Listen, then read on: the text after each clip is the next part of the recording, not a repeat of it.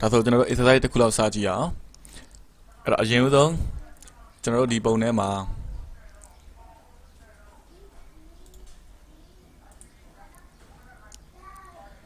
ပထမဆုံးပုံတစ်ပုံစဆွဲကြည့်အောင်နော်အဲ့တော့ပုံတစ်ပုံဆွဲမှဆိုလို့ရှိရင် command တွေဘာသုံးရမလဲဆိုတော့ချက်လောက်ကြည့်ကြည့်မယ်အဲ့ဒါတွေက circle တွေဖြစ်ပါတယ်ဒါလည်း circle ပဲဒါလည်း circle ပဲဒါတွေက line တွေဒါဆိုပထမဆုံးပုံတစ်ပုံမှာကျွန်တော်တို့ circle နဲ့ line နဲ့ပါမယ်ပေါ့နော်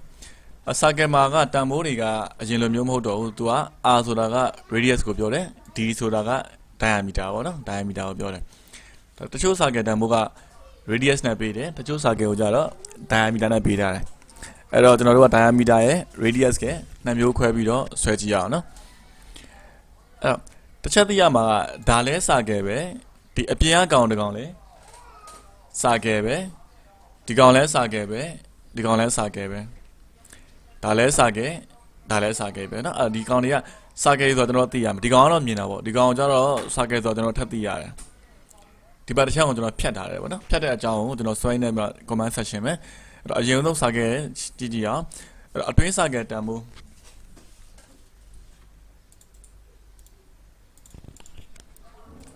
အဲ့တော့ဒီဘက်တစ်ချမ်းတန်ဖိုးကြတော့ဒီဟာနဲ့တူတူပဲနော်ဒါကိုကျွန်တော်နားလဲရမယ်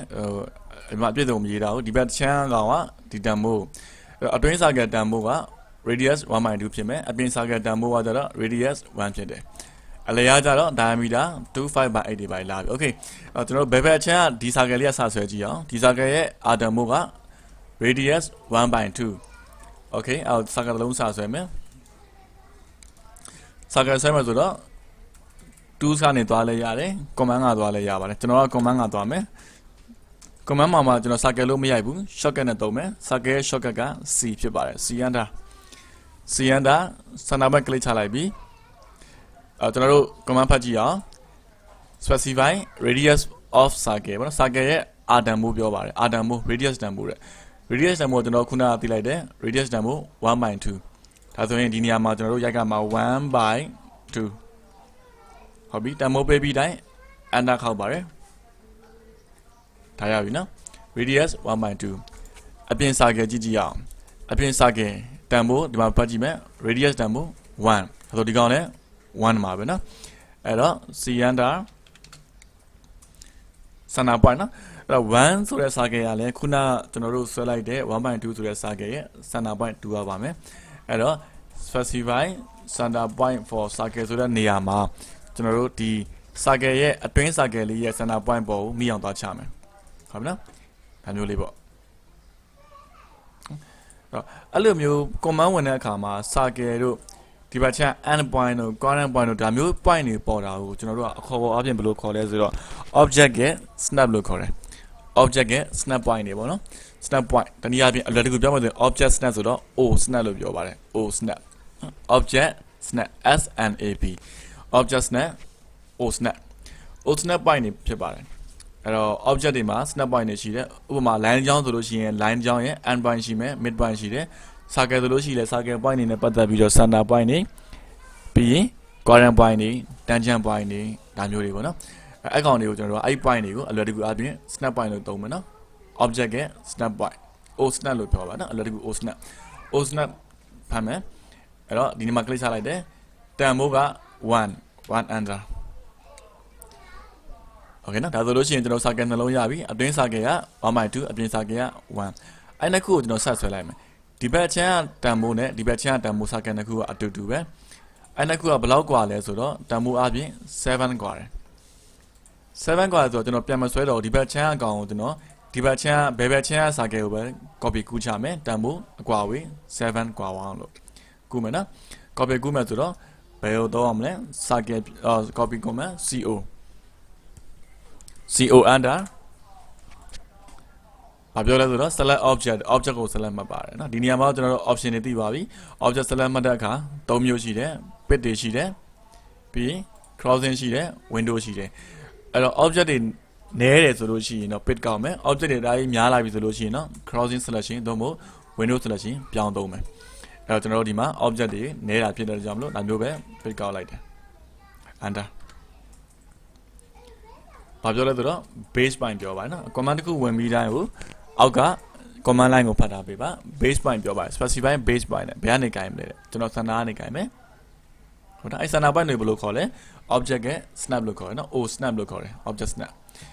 စံနာ point ကနေကြိုင်ပြီးတော့ click ချလိုက်တယ် click ချမယ်နော် click ချပြီးသွားလို့ဆိုရင် direction ပြမယ်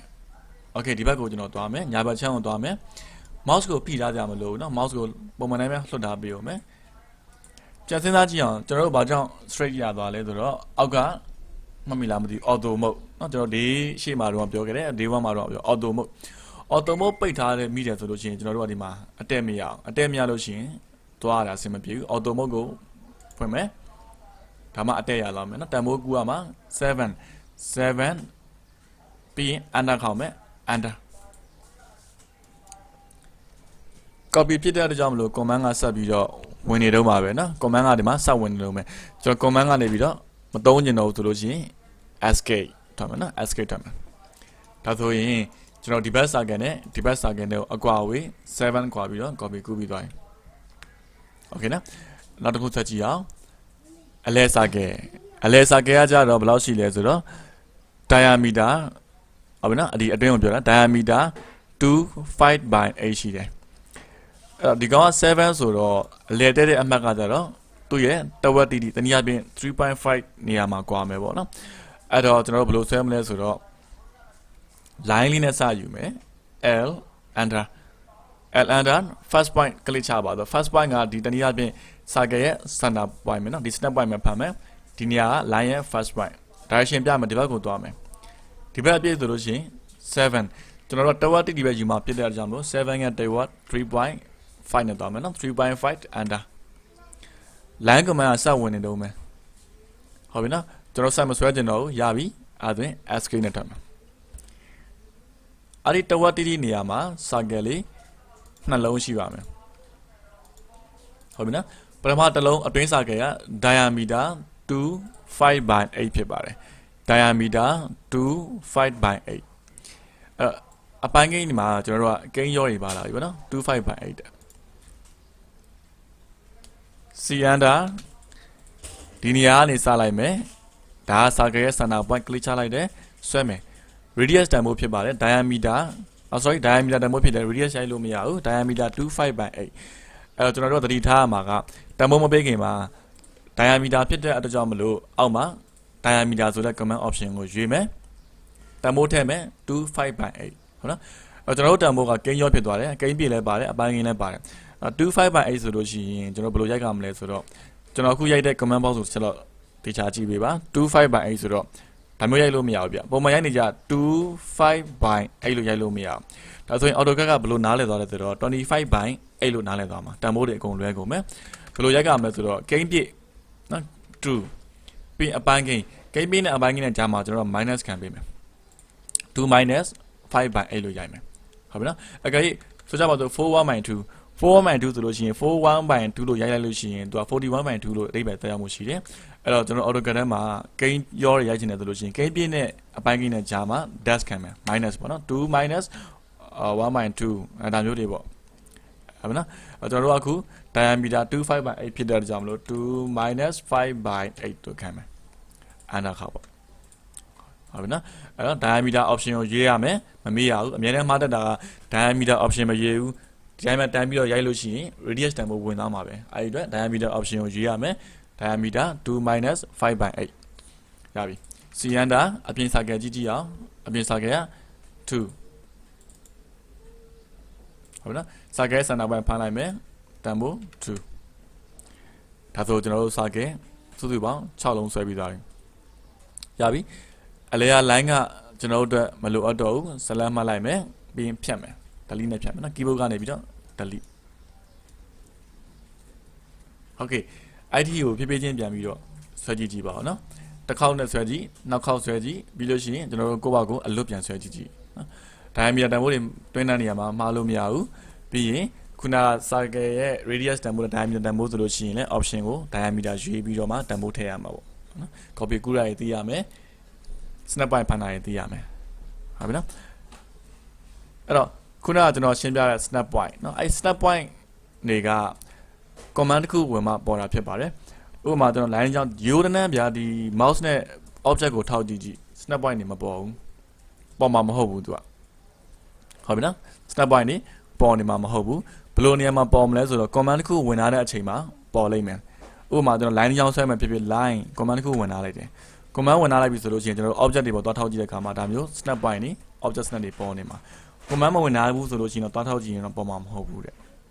ဟုတ်ပြီနော်ဒါဆိုကျွန်တော်တို့ stated bar ကိုထည့်လောက်သွားကြည့်ကြည့်အောင် stated bar မှာကျွန်တော်တို့ဘာရှင်းပြသွားပြီးသွားပြီလဲဆိုတော့ဒီ auto mode လေးကိုရှင်းပြသွားပြီးသွားပြီ auto mode ဖွင့်လို့ရှိရင်အများနဲ့ object တွေကအတည့်ရမယ် auto mode ပိတ်လို့ရှိရင်တော့ object တွေကအတည့်မရတော့ဒါဆိုသိသွားပြီနောက်တစ်ခုကျွန်တော်တို့ IDI ကိုကြော်ကြည့်မယ်နော်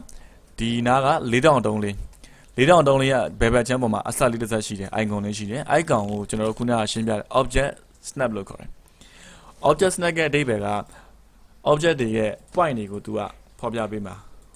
line ဆိုလို့ရှိရင် line ရဲ့ end point mid point circle ဆိုလို့ရှိရင် circle ရဲ့ quadrant point tangent point center point ဟုတ်ပြီနော်အဲ့လို object တွေရဲ့ point တွေကိုဖော်ပြပေးဖို့အတွက် object snap ကျွန်တော်ခုနက circle ရဲ့ center point ကိုဖမ်းလိုက်တယ်လို့ပဲနော်အကိဒါဒီနေရာမှာအဲ့ဒီ object snap လေးကိုဒါဆိုကျွန်တော်တို့ on ထားတယ်ပေါ့နော်ပိတ်ထားမိတယ် off ထားမိတယ်ဆိုလို့ရှိရင်ကျွန်တော်တို့ command တွေဝင်တဲ့အခါမှာ circle snap point တွေကိုသူကမဖမ်းပေးတော့ဟုတ်ပြီအဲ့တော့ဘာလုပ်ပေးရမလဲဆိုတော့အမြဲတမ်းဖွင့်ထားပေးရမှာကကျွန်တော်တို့ stated bar မှာ object ရဲ့ snap object snap ဖွင့်ထားပေးအကဲ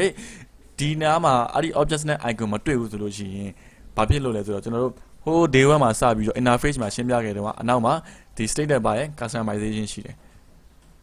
ဟုတ်ပြီနော် customization ထဲမှာအမှန်ချင်းပြုတ်နေလို့ပေါ့ဒါလေးကိုပြန်ကြည့်ပြီနော်အမှန်ချင်းလေးပြန်ဖွင့်ပေးဒါမှဒီအောက်မှာ stated bar ထဲမှာပြန်ပြီးတော့ပေါ်မှာကျွန်တော်တို့အခုထပ်လောက်ကမှာအဲ့ဒီ snap ပေါ်ကိုmouse နဲ့ right click ထောက်မယ်နော်ဒီ icon လေးပေါ်ကို mouse ကိုတင်မယ်ပြီး right click ဖွင့်တော့ဖွင့်ထားရမယ်နော်ဖွင့်ထားလေးရနဲ့ right click right click ပြီးလို့ရှိရင်အောက်ဆုံးမှာ object snap ရဲ့ setting ဆိုတာရှိတယ် setting ထဲကိုဝင်မယ်ရမယ်နော်ပြန်လုပ်ပြမယ်အခုကျွန်တော်တို့လုံးမှာ snap ကိုတော့ဖွင့်ထားမယ် snap ရဲ့ setting ထဲမှာကျွန်တော်တို့လိုချင်တဲ့ point တွေကိုဖော်ဦးမယ်အဲ့တော့ right click ထောက်လိုက်မယ်နော် left click ဆိုရင်တကောင်ပိတ်သွားမှာနော် off နဲ့သွားတူမှာဖွင့်ထားမယ် mouse ကနေ right click setting ထဲကိုဝင်ပါမယ် setting ထဲမှာကျွန်တော်တို့ object snap mode ဆိုတာရှိတယ်အဲ့ဒီ mode မှာအမှန်ချင်းချင်ထားတာကကျွန်တော်လက်ရှိသုံးလို့ရတယ်ပေါ့ဥပမာကျွန်တော်တို့ mid point မှာတော့မဖွင့်တာဘူး mid point ကိုပိတ်ထားတယ်အဲ့တော့ကျွန်တော်တို့ object တွေမှာ mid point နေပေါ်မှာမဟုတ်ဘူးဗျနော် circle မှာတော့ mid point မပေါ်ဘူးပေါ့ line တွေမှာ mid point မပေါ်ဘူးအဲ့တော့ဒီ snap တွေကိုကျွန်တော်တို့ဘာတွေဖွင့်ရမလဲဆိုတော့တူတူဖွင့်ကြည့်ကြည့်မယ် end point ကိုဖွင့်ထားမယ် mid point ကိုဖွင့်မယ် center point ကိုဖွင့်မယ်နော်နောက်တစ်ခု quadrant point ဖွင့်မယ်ပြီးသွားရင် perpendicular ဖွင့်မယ်နော်ကျွန်တော်တွေကတော့နောက်ပိုင်းလိုရရင်လိုရတယ်လို့ဖွင့်ထားမယ်ဟုတ်နော်အကောင်လုံးဖွင့်လို့ရှိရင်ရရဒါပေမဲ့ဆက်ဆက်ဆွဲတဲ့နေရာမှာအကောင်လုံးဖွင့်လို့ရှိရင်မလိုအပ်တဲ့ point တွေကပေါ်လို့ရှိရင်ကျွန်တော်တို့ message ရှုပ်တာဖြစ်တဲ့အတွက်ကြောင့်မလို့အကောင်လုံးမဖွင့်တော့ဘူး end point ဖွင့်မယ် mid point ဖွင့်မယ် center point ဖွင့်မယ်အဲ့ဒီနေရာမှာ center point အောက်မှာရှိတဲ့ geometric center လေနော် geometric center အဲ့ geometric center ဆိုတဲ့ snap point က version အမြင့်နေမှာစပြီးတော့ပါလာတယ်2019လုံးလောက်မှာအရင် version အဟောင်းနေမှာတော့အဲ့ဒီ center မပါဘူးဗျနော်အဲ့ဒီကောင်က object တစ်ခုရဲ့ centroid ကိုဖမ်းပေးတာ rectangular shape ဖြစ်ဖြစ် polygonal shape ဖြစ်ဖြစ်ကြိုက်တဲ့ object ကိုလာအဲ့ဒီ object ရဲ့ center ကိုသူကဖမ်းပေးတယ်အရင်တော့ version အဟောင်းနေမှာ center ဖမ်းတဲ့ကောင်မပါဘူး circle တစ်ခုတည်း center ဖမ်းလို့ရတယ်ဟုတ်နော်အားကြောင့်ကျွန်တော် version ကိုအနည်းဆုံး2019လောက်စပြီးတော့30ကျင်တယ်โอเค2019ဟိုးအောက်ပိုင်း version တွေဆိုလို့ရှိရင်ဒီကောင်မပါဘူးပြဿနာမရှိဘူးမပါလဲเนาะကျွန်တော်ပါတဲ့လူတွေကကြတော့ geometric center ဆိုတဲ့ snap point ကို on ထားပေးဟုတ်ပြီโอเคလွယ်ကူမှတ်ရအောင်ပြဖြစ်နိုင်လို့ရှိရင်ဘယ်ဘက်ချမ်းက snap တွေအကုန်လုံးဖွင့်ချလိုက် end point mid point center point geometric center node point quadrant intersection point ဒီဘက်ချမ်းမှာကြတော့ကျွန်တော်ဘာထပ်ဖွင့်မလဲ perpendicular လေးတစ်ချက်လောက်ဖွင့်ထားပေးလိုက်เนาะဒါကတော့ပြဿနာမရှိဖွင့်ထားတာထားလိုက်ရတယ် perpendicular လေးဖွင့်ထားပေးလိုက်ပြီးသွားရင် okay snap ဘုတ်လည်းဖွင့်ထားတာဖြစ်ရမယ်ပေါ့နော်ဒါဆိုရပြီအဲ့တော့ကျွန်တော်တို့အခု line set ကတော့မယ် line set တဲ့အခါမှာဒီဘက်အပြင်ဆုံး circle ရဲ့ line နဲ့အလယ်က circle ရဲ့ line ဟုတ်ပြီနော်ဒီဘက် circle နဲ့ဒီဘက် circle အပြင် circle ချင်းအပြင် circle ချင်း line set မယ်ကျွန်တော်တို့ line က incline ဖြစ်နေမှာဘာကြောင့်လဲဆိုတော့ဒီ circle ရဲ့တန်ဖိုးက1ပဲရှိတယ်ဒီ circle ရဲ့တန်ဖိုးက2ရှိတယ်ဆိုတော့ circle နှစ်ခုက side မတူဘူးဆိုတော့ line ကစောင်းနေမှာပေါ့ဟုတ်ကဲ့အဲ့ဒါကကျွန်တော် star လေးပြပြီးတော့တစ်ချက်မှတ်ထားပေးပါ စာကယ်တွေကိုတန်ဖိုးမတူလို့နော်တန်ဖိုးမတူလို့ဆိုတာကဥပမာဗျာဒီလိုမျိုးစာကယ်နှစ်ခုတန်ဖိုးတူတယ်ဆိုလို့ရှိရင်ဒါမျိုးပေါ့စာကယ်နှစ်ခုတန်ဖိုးတူတယ်ဆိုပြဿနာမရှိဘူး line နဲ့ဒီ quadrant point ကနေ quadrant point ထဲဆက်လိုက်လို့ရှိရင်ပြဿနာမရှိဘူးရတယ်ဒါမျိုးလဲဆက်လို့ရတယ်ဟုတ်ပြီနော်စာကယ်နှစ်ခုတန်ဖိုးမတူဘူးဒါမျိုးတွေတန်ဖိုးမတူဘူးဆိုလို့ရှိရင်ကျွန်တော်တို့ line ကိုတွားပြဒါမျိုးထည့်သွားဆက်လို့မရအောင်အဲ့လိုမျိုးဆက်လို့ရှိရင်ဘာဖြစ်သွားလဲဆိုတော့ဒီထဲကို line တွေကဝင်သွားမှာဗျဟုတ်ပြီနော်အဲ့တော့ star ပြပြီးတော့မှတ်ထားပြီ circle နှစ်ခုကို line ချင်းဆက်မယ်ဒါပေမဲ့အဲ့ဒီ circle နှစ်ခုကတန်ဖိုးမတူဘူးဆိုလို့ရှိရင်ကျွန်တော်ပြောတဲ့အခုနီးလန်းနဲ့ပဲ line တွေကိုဆက်ပေးမယ်ဟုတ်ကဲ့နော်အဲ့တော့ကျွန်တော်ဆက်ချင်တာဒီ circle နဲ့ဒီ circle တန်ဖိုးမတူတော့ line ကစောင်းမှာပဲ line တွေစောင်းမှာဆိုလို့ရှိရင်ကျွန်တော်တို့အခုပြောတဲ့နီးလန်းနဲ့ဆက်ပေးပါတေချာလိုက်ပြီးတော့တစ်ချက်လောက်နားလည်အောင်ကြည့်ပေးပါ line command စဝင်မယ် line ဖြစ်တဲ့ကြောင့်မလို့ l under လို့ဝင်လိုက်မယ် line ရဲ့ first point ကိုပြပါတယ်เนาะအဲ့တော့ l under ဝင်ပြီးသွားပြီဆိုတာ ਨੇ ကျွန်တော်တို့ keyboard ကနေပြီးတော့ shift key ကိုဖိထားမယ်เนาะ shift ဆိုတာ number 8မဟုတ်ဘူးเนาะ control ရဲ့ shift key အပေါ်က shift key လေးကို mouse ကျွန်တော်တို့ဖိထားလိုက် shift key လေးကိုဖိထားပြီးသွားပြီဆိုလို့ရှိရင်ကျွန်တော်တို့ mouse ကနေ right click ထောက်မယ်เนาะ shift key ဖိထားမယ် mouse ကို right click ထောက်မယ် shift key ကဖိထားနော် mouse ကို right click ထောက်ဒီ menu ပေါ်လာပြီဆိုရင်လွှတ်လို့ရတယ်ဒါက shift right click လို့ခေါ်ပါတယ် shift right click နော် shift key ကိုဖိထားမယ် mouse က right click ဖမ်းမယ် shift right click ဘယ်လိုနေရာမှာသုံးမလဲခုနကကျွန်တော်ပြောခဲ့သလို object တွေ circle တွေတစ်ခုနဲ့တစ်ခု site မတူလို့ line ချင်းဆက်မယ်ဆိုလို့ရှိရင် inline ဖြစ်မယ် inline ဖြစ်တဲ့အခါမျိုးကြလို့ရှိရင်ကျွန်တော်တို့ဒီက option ကိုယူသုံးပေးရမယ် shift right click shift right click option ထဲမှာ tangent ဆိုတာရှိတယ် circle နဲ့ပတ်သက်တဲ့ tangent ဟုတ်ပြီလား tangent ကိုနှိပ်လိုက်ပြီးရင်ကျွန်တော်တို့အပြင် line ပေါ်မှာ click ချက်ဒါ line ရဲ့ step ပိုင်းပြီးသွားပြီဒီဘက် channel လည်းအဲ့ဒီလိုပဲကျွန်တော်တို့ shift နဲ့ right click နဲ့ဖမ်းပြီးတော့ချမယ် shift key ကိုဖိမယ် right click နှိပ်လိုက်မယ် menu ပေါ်လာပြီဆိုလို့ရှိရင် shift key ဖိထားတာမလို့တော့ဘူးရပြီဒီဘက် channel ကိုလည်း tangent ကြိုက်တဲ့နေရာမှာချလိုက်ရတယ် click ချလိုက် command အထက်မဲ့ under သို့မဟုတ် escape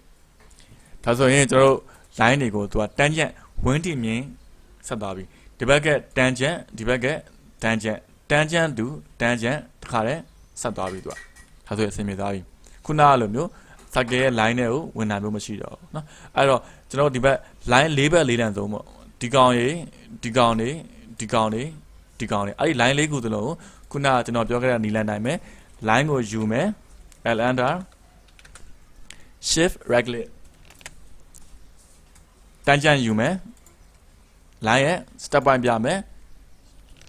shift right click tangent ယူမယ် line ရဲ့ end point ပြမယ် command ကထပ်မှာဆိုတော့ escape l under shift right click ဖမ်းမယ် tangent option ကိုယူမယ် line ရဲ့ step point ပြမယ်ဒီဘက် channel ကိုလည်းshift right click tangent ဖမ်း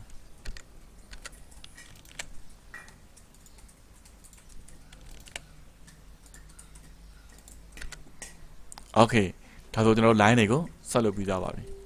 ဟုတ်ပြီလားဒါကျွန်တော်တို့ပထမဆုံး exercise ဖြစ်တဲ့ကြောင့်မလို့ဖြည်းဖြည်းချင်းလိုက်ဆွဲကြည့်ပါအောင်နော်လိုက်ဆွဲကြည့်အဲ့တော့အဆင့်လေးတွေတော့မှတ်ထားပြီပေါ့ဒီကောင်လေး circle တွေဘယ်လိုဆွဲတယ် copy ကူးရတယ်ပြီးရင် line တွေကို snap point တွေ mode တွေကိုပေါ်ပေးမယ် shift right click နဲ့ set တယ်ပေါ့နော်snap mode တွေကကြတော့ဒီ AutoCAD ဖွင့်တိုင်းပေါ်ကြမလို့ပါဘူးเนาะကျွန်တော်တခါပေါ်ပြီးသွားလို့ရှိရင်ရရနောက်ထပ် AutoCAD ကိုပိတ်လိုက်မယ် set ကိုပိတ်တယ်နောက်နေ့ပြန်ဆွဲတယ်ပြဿနာမရှိဘူးဒီကောင်တွေပြန်လုပ်စရာမလိုဘူးเนาะတခါလုပ်ပြီးသွားလို့ရှိရင်ဒီကောင်တွေကရပါတယ်ဒီထိရသွားပြီ Okay ဒါဆိုကျွန်တော်တို့ရှေ့ဆက်သွားကြည့်အောင်အဲ့တော့ကျွန်တော်တို့ရဲ့ပုံထဲမှာကျတော့ဒီအတွင်းသားလေးတွေကမလိုတော့ဘူးဗျเนาะဒီအတွင်းသားလေးတွေမလိုပါဘူးဒီ circle ကြီးရဲ့အပြင်ချမ်းကိုပဲယူတယ်ဒီဘက်အတွင်းသားတွေမလိုဘူးဟုတ်ပြီနော်အဲ့တော့အဲ့ဒီအတွင်းသားတွေကိုကျွန်တော်တို့ဘယ်လိုဖြတ်မလဲဆိုတော့ train command နဲ့ဖြတ်ပါမယ် Okay ဒါဆိုကျွန်တော်တို့ command box ကိုချက်လောက်ကြည့်ကြည့်အောင် command နေရာမှာကျွန်တော်တို့ဘာကိုရှင်းပြခဲ့လဲဆိုတော့ကျွန်တော်တို့ battery ပြီးသွား move တိပြီးသွားပြီเนาะကျွန်တော်အခုဆက်ပြောမှာ train ကိုဆက်မယ် tr ဖြစ်ပါတယ်ဟုတ်လား train ဆိုတာက object တွေကိုဖြတ်ထုတ်ပေးတဲ့အပိုင်းဖြစ်ပါတယ် train เนาะအဲ့တော့ကျွန်တော် note မှာမှတ်မယ် object တွေကိုဖြတ်တာနော်ဖြတ်လိုက်တော့ delete နဲ့မတူ delete ဆိုတဲ့သဘောတရား object တစ်ခုလုံးဖြတ်ပြတာ train ကကြတော့ object ရဲ့တစ်စိတ်တစ်ပိုင်းကိုဖြတ်တာဟုတ်ပြီနော် object ရဲ့အစိတ်ပိုင်းကိုဖြတ်မှဆိုလို့ရှိရင် train နဲ့သုံးမှာ shortcut က tr နဲ့သွားတယ်အဲ့တော့ကျွန်တော်အခုဖြတ်ချင်တာဒီစာကရဲ့ကျွန်တော်ကဒီဘက် channel တော့မဖြတ်ချင်ဘူးဒီဘက် channel လေးကိုဖြတ်ချင်တာဟုတ်ကဲ့နော်အဲ့တော့ဒီလိုဆိုကျွန်တော်မှတ်ထားပေးပါ tr ကိုယူလိုက်မယ် tr ယူပြီးသွားပြီဆိုတာနဲ့ enter ကိုနှစ်ချက်ခောက်ပေးပါဟုတ်လား space bar တော့မှဆိုလို့ရှိရင် space bar ကိုနှစ်ချက်ပုံမယ် tr enter tr enter တစ်ချက်နောက်တစ်ချက်ထပ်ခောက် enter tr enter ပြီးလို့ရှိရင်ကိုဖြတ်ချင်တဲ့ဘက်ကို click ချဖြတ်လိုက်မယ်ဟုတ်ပြီနော်ပြန်လုပ်ပြမယ် train ဖြတ်ချင်တဲ့ tr enter နှစ်ခါနော်အကြိမ် space bar ပုံမှန်ဆိုလို့ရတယ် tr space ကိုနှစ်ခါပုတ်လိုက်ပြီးရင်ကိုဖြတ်ချင်တဲ့ဘက်ဒီဘက်ဖြတ်မလားဒီဘက်ဖြတ်မလားဒါက object ရဲ့တစ်စိတ်တစ်ပိုင်းအောင်ဖြတ်တာဖြစ်ပါတယ်အဲ့တော့ကျွန်တော်ဒီဘက်ကိုဖြတ်ချင်တာဖြစ်တဲ့ကြောင့်ဒီဘက်ကို click ချလိုက်ရတယ်သူလဲ copy command လို့ပဲ command မထပ်မချင်း escape မနှိပ်မချင်းစတိုက်ဖြတ်သွားလို့ရတယ်အဲ့တော့ကျွန်တော်မလိုအပ်တဲ့ဘိုင်းတွေကိုဖြတ်မယ်ဒီကောင်ဖြတ်မယ်ဒီကောင်ဖြတ်မယ်ဒီကောင်ဖြတ်မယ် okay ဒါဆိုကျွန်တော် exercise 1အတွက်ပုံလေးရပါပြီ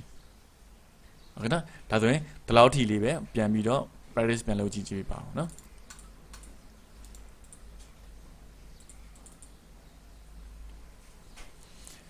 ဒီပုံပြီးသွားလို့ရှိရင်ကျွန်တော်တို့ဒီဘက်ပုံဆက်သွားမယ်ဟုတ်နော် gas ကသွားကြည့်ရအောင်ဒီဘက်ပုံကကြတော့သူလဲပဲ circle နှစ်ခုပဲဗျဟုတ်နော်ဒီမှာ circle တစ်လုံးရှိတယ်တန်ဖိုးတွေကဒီဘက်ကဖတ်မယ် 1/2 ရှိတယ်1/4 ရှိတယ်ဒါခုနကကျွန်တော်ပြောလိုက်တဲ့အပိုင်းကိန်းတွေကိန်းရောတွေပါလာပြီဆိုလို့ရှိရင်ကိန်းပြည့်နဲ့ကိန်းရောကြားထဲမှာ dash လေးခံရုံပဲအဲ့တော့စဆွဲကြည့်အောင်1/2 တလုံးအပြင်က1/4 တလုံးဆွဲမယ်နော် circle command ကိုယူမယ် c enter click ချမယ် 1/2 enter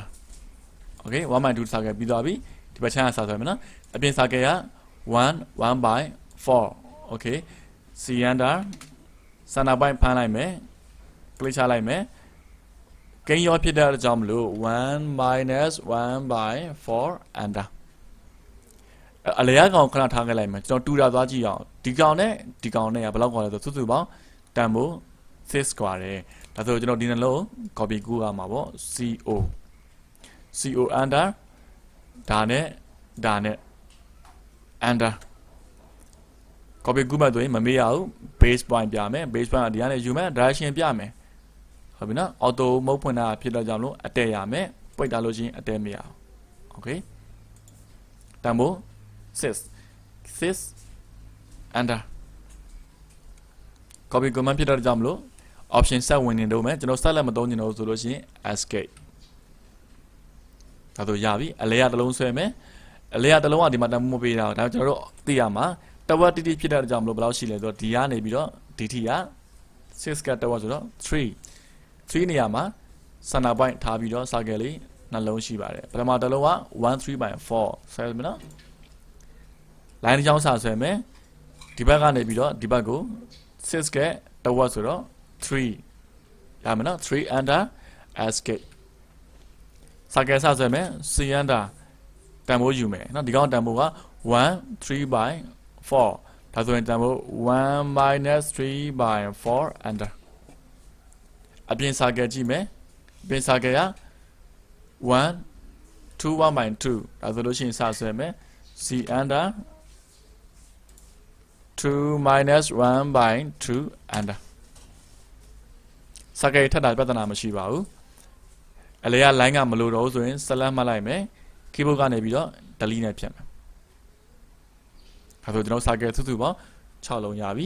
အဲ့တော့မလိုအပ်တဲ့အစိပ်ပိုင်းတွေကိုဖြတ်မယ်နော်မလိုအပ်တဲ့အစိပ်ပိုင်းတွေဒီ circle အတွင်းထဲကိုဝင်နေတဲ့ကောင်တွေအကုန်လုံးကဖြတ်ပြရမယ်အတွင်းထဲဝင်တဲ့ကောင်တွေဖြတ်ပြရမယ်ဒါဆိုရင်ခုနကကျွန်တော်ပြောလိုက်တဲ့အစိပ်ပိုင်းတစ်ခုချင်းကိုဖြတ်မှဆိုလို့ရှိရင် train command နဲ့သုံးမယ်အလွယ်သုံးရအောင် tr enter နှစ်ချက်နဲ့တောင်းမယ်နော် tr enter သုံးမယ် tr enter နှစ်ခါထောက်မယ် enter တောက်လျှောက်ဖြတ်မယ်နော်ဒါမျိုးတွေokay ကျွန်တော်တို့မှားဖြတ်လိုက်မိတယ်ပေါ့ဒါမျိုးမှားဖြတ်လိုက်မိရဆိုလို့ရှိရင် control z နဲ့ undo ပြန်ခေါ်လို့ရတယ် ဟုတ်နော် control z control ပြီးတာ undo control ရဲ့ z ကအနောက်ကိုကျွန်တော်တို့နောက်ပြန်ဆုပ်တဲ့သဘောမျိုး control z key နဲ့ပြန်ခေါ်လို့ရပါတယ်နော် command ထပ်မယ်ဆိုတော့ escape ဒါဆိုကျွန်တော်တို့ဒီစာကလေးဆွဲပြီးသားပြီဆိုတော့ okay အဲ့ဒီမှာစာကကကျွန်တော်ဒီ corner လေးတွေကအချွန်လေးဖြစ်နေတယ်သူ့ရဲ့ပုံမှာကျတော့ corner လေးတွေကလုံးနေတာသူကကွေးနေတယ်ဟုတ်ပြီနော်အဲ့တော့ကျွန်တော်အနားတွေလုံးနဲ့ command ဆက်ပြီးတော့သိရမယ်အနားတွေလုံးတာကိုကျွန်တော်တို့က fail left လို့ခေါ်ပါတယ် F I L L E T fail left ဟုတ်ပြီနော်ဒီမှာကျွန်တော်တို့ပြီးတာလေးကိုအမှန်ချင်းချထားပြီနော်ဒီကောင်ပြီးသွားပြီကျွန်တော်အခုပြောနေတာ fail left အလဲကောင်တစ်ခုခဏလေးထားခဲ့လိုက်ပုံဆွဲရင်းနဲ့သက်သာရှင်းသွားရအောင် fail left command သုံးပါမယ်တဲ့ fail left နော် fail left ကအနားလေးတွေကိုကွေးပေးတာသူက F နဲ့သွားတယ် shortcut က F အနားကွေးရတဲ့သဘောတရားကဥပမာကျွန်တော်စီမှာ line လေးတစ်ချောင်းရှိမယ်တန်ဖိုး5ရှိတယ်5ဒီတန်ဖိုး5ရှိတယ်တန်ဖိုး5ရှိတယ်အဲ့ဒီ down ကိုကျွန်တော်တို့ကကွေးနေတယ် corner လုံးနေတယ်ပေါ့နော်ဒီ corner လေးကိုကျွန်တော်လုံးနေတယ်ဆိုလို့ရှိရင်ဘာနဲ့လုံးရလဲဆိုတော့ r တန်ဖိုးနဲ့လုံးရတယ် r ဆိုတာက circle ရဲ့ radius တန်ဖိုးပြောတာပါဟုတ်ပြီနော်အဲ့တော့ကျွန်တော်တို့ဘာလုပ်ရမလဲဆိုတော့ fail left ရဲ့ shortcut က f under ပြီးရင်အမြဲတမ်းအကျင့်ပါအောင်မှတ်ထားပြရမှာ f under ပြီးရင်တွဲမှတ်မယ်နော် radius ကိုဝင်မယ် r ပေါ့ f under radius ကိုဝင်မယ်ကျွန်တော်တို့ကွေးခြင်းနဲ့တန်ဖိုးအရင်ပေးရကျွန်တော်တို့အနားဘလောက်နဲ့လုံးမယ်ဆိုတော့ r တန်ဖိုးကျွန်တော် radius တန်ဖိုးကိုကျွန်တော်အကွေးတန်ဖိုး2နဲ့သွားခြင်းနဲ့ဒါဆို2 under ဟုတ်ပြီပြီးရင် first object second object ဒါဆိုအနားလေးသူလုံးသွားမှာဗျနော်ပြန်လို့ပြမယ် fail left 3နိုင်အမြဲတမ်း r တန်ဖိုးကိုဝင်မယ် fail left shortcut က f နဲ့သွားပါတယ် f under radius ဆိုတော့ r under f under r under တန်ဖိုးထည့်မယ် true under ခေါက်မယ်ပြီး first object second object ဆက်လက်မယ်ဒါဆိုရင် first object နဲ့ second object နဲ့ကိုသူ radius တန်ဖိုး r တန်ဖိုး2နဲ့သူအနားလေးကွေးသွားပေးတာပေါ့ဟုတ်လားအဲ့ဒါကိုကျွန်တော်တို့ fail left လို့ခေါ်ပါတယ် fail left ဆိုတာအနားတွေလုံးပေးတာအနားတွေကွေးပေးတာဒါပေမဲ့ fail left မှာပြဿနာတစ်ခုရှိတာကျွန်တော်တို့ကွေးလို့ရတဲ့ distance တက်ကိုသွားပြီးတော့ကြော်လို့မရဥပမာကျွန်တော်မှာရှိတာကတန်ဖိုးက line ရဲ့တန်ဖိုးက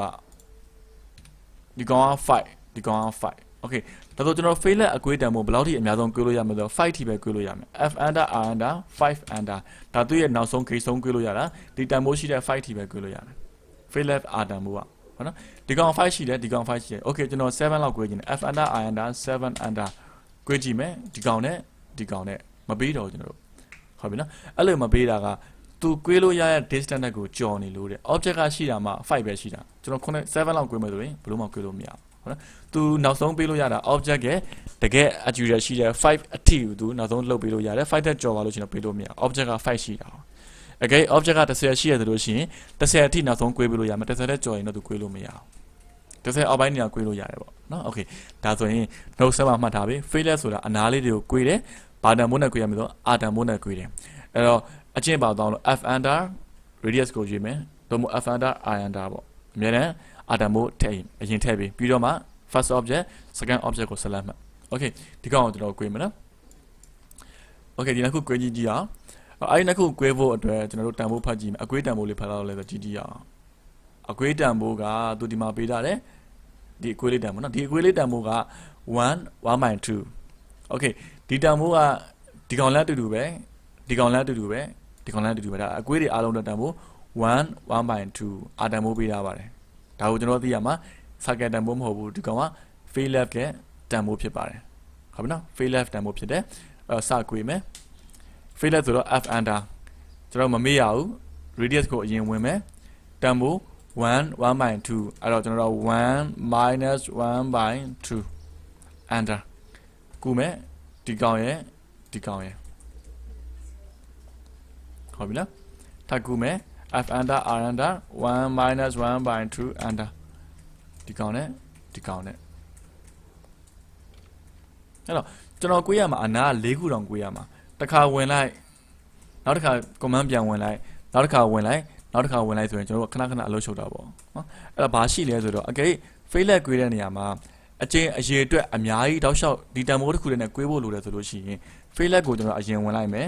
1 minus 1/2 okay ဒီလိုမျိုးမကွေးခင်ကလေးကသူ့ရဲ့ option ထဲမှာ multiple ဆိုတာရှိတယ် multiple ဆိုတာကကျတော့တောက်လျှောက်ဇက်တိုက်ကွေးပြီးတာဟုတ်ပြီနော်ခုနကလို့ကျွန်တော်တစ်ခါကွေးပြီးသွားဆို command ကကျွန်တော်ထွက်သွားပြီနောက်တစ်ခါလုပ်ဖို့တော့ဆိုရင် command တစ်ခါပြန်ဝင်ရမှာအဲ့လိုလုပ်စရာမလိုတော့ဘူးတောက်လျှောက်ဇက်တိုက်လုပ်ချင်တယ်ဆိုလို့ရှိရင် multiple option ကိုအရင်လေးနှိပ်ထားပေးလိုက်နှိပ်လိုက်မယ်နော် multiple ကူးမယ်ဒါဇက်တိုက်နှိပ်သွားမယ်ဒါဆိုရင် command ပြန်ဝင်နေစရာမလိုတော့ဘူးကျွန်တော်တို့မကူးကျင်တော့ဘူးမကွေးကျင်တော့ရပြီဆိုလို့ရှိရင်နော် escape နဲ့ထွက်မှာโอเคနော်အဲ့တော့ဒါလေးကြောင့် command လေးနည်းနည်းပိုများသွားတယ်အဲ့တော့ကျွန်တော်တို့အခု exercise ပုံကနှစ်ပုံပြီးသွားပြီနော်ဒီကောင်လေးနဲ့ဒီကောင်လေးနဲ့နောက်တစ်ခု cover plate နော် cover plate ကိုကျွန်တော်ဆွဲပြပေးမယ် cover plate ပုံချက်တော့ကြည့်အောင် cover plate ကကြတော့သူက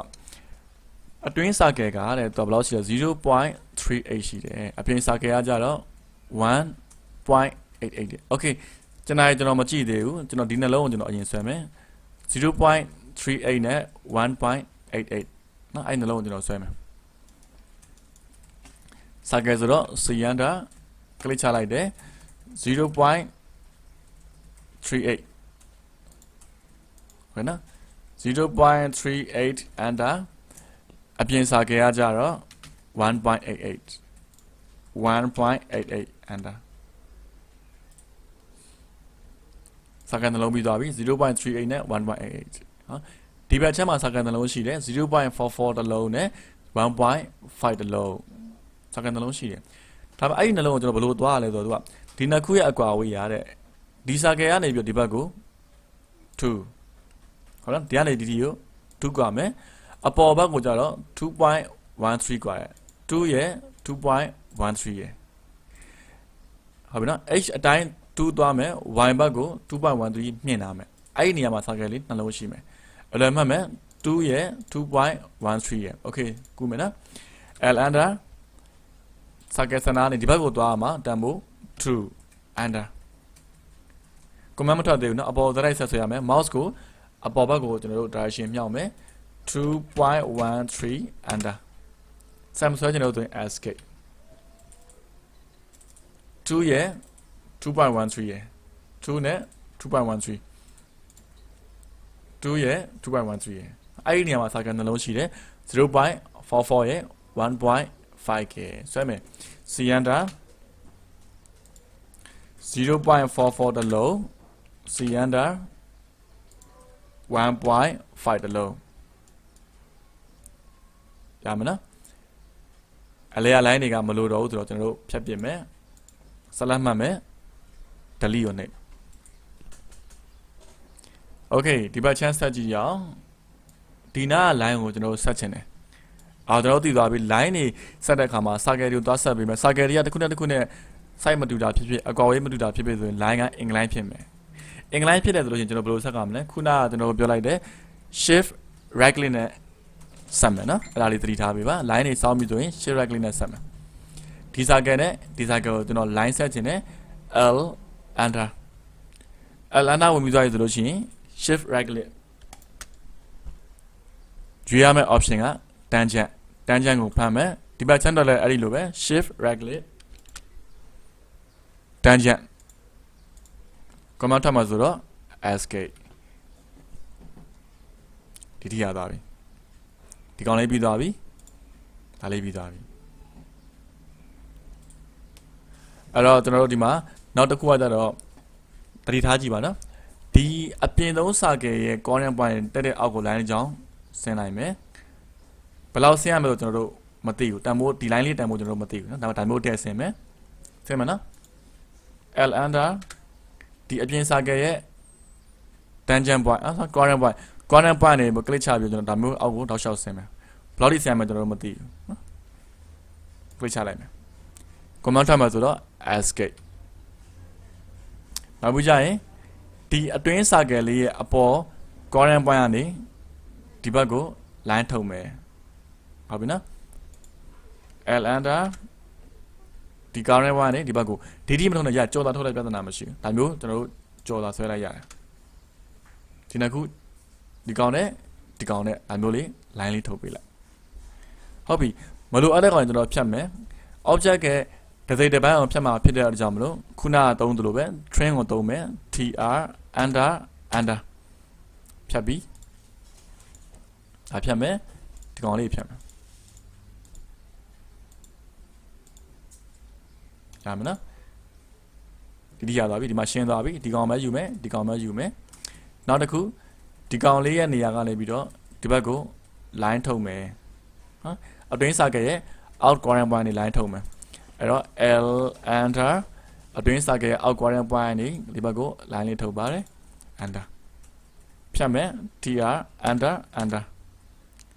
ဖြတ်ပြုတ်ပြီဒါလေးပါဖြတ်ပြလိုက်ဒါဆိုရင်ကျွန်တော်တို့ရဲ့ပုံလေးထွက်လာပြီတော့ဟုတ်ပြီနော်ဘာကွာလဲကြည့်အောင်မယ်ကျွန်တော်တို့ပုံကဒီတောင်းကတော့မှန်တယ်ဒီ corner ကတော့အလုံးဝအချွန်လေးဖြစ်တယ်ဒါလေးကိုကျတော့အနားလေးကိုသူဇောင်းကွေးထားတယ်ဟုတ်လားအဲ့ဒီအတွက်ကျွန်တော်တို့ကွေးရမယ့်တန်ဖိုးက 0.25 သိရမှာဒီကောင်ဘာလို့သုံးရမလဲဆိုတော့ဒီကောင် fail left f နဲ့သွားမယ်နော် fail left f under လို့မရမယ် 0.25 ကွေးမယ် f under မမေ့ရဘူးဘာတန်ဖိုးဝင်ရမလဲ radius ကိုရွေးရမယ် f under I under 0.25 under ဒီကောင်နဲ့ရပြီဒါဆိုကျွန်တော်တို့ဒီပုံလေးဆွဲလုပ်ပြီးသွားပြီပြန်ပြောကြည့်အောင်စာကန်နှလုံးစဆွဲလိုက်မယ်ဒီကောင်လေးကွာတာက h တန်ဖိုး2ကွာမယ် y တန်ဖိုး 2.13 ကွာဆိုတော့ line နဲ့ပဲအရင်နေရာယူချမယ်စာကန်နှလုံးထပ်ဆွဲမယ် line နဲ့အစောင်းတွေကိုစာကန်ရေးဆက်တဲ့အခါမှာ shift right လေး tangent shift right လေး tangent နဲ့ဆက်မယ်ပြီးရင်ဒီနေရာနေ line ကြောင်းကြော်ထုတ်မယ်ဒီနေရာနေ line ကြောင်းကြော်ထုတ်မယ်မလိုရတဲ့အပိုင်းတို့ tr under နဲ့ဖြတ်ပလိုက်မယ်ဒီအောက်ကနေ line ကြောင်းကြော်ထုတ်မယ်မလိုရတဲ့ကောင်တွေကို tr under နဲ့ဖြတ်မယ်အကွေးတွေကိုကြတော့ fail left f နဲ့သွားမယ် f under r under 0.25 ဆိုပြီးတော့ကျွန်တော်တို့ကွေးချပေးလိုက်မှာပေါ့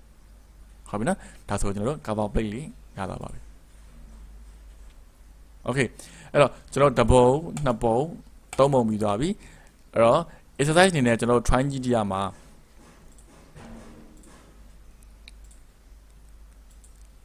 ကျွန်တော်ပြတဲ့တဲ့က pipe support ဆိုတာ try ပေးမယ်ဒီပုံလေးနော်ဒီပုံလေး pipe support ဆိုတဲ့ပုံလေးဒီပုံလေးကိုကျွန်တော် try ကြည့်ပေးမယ်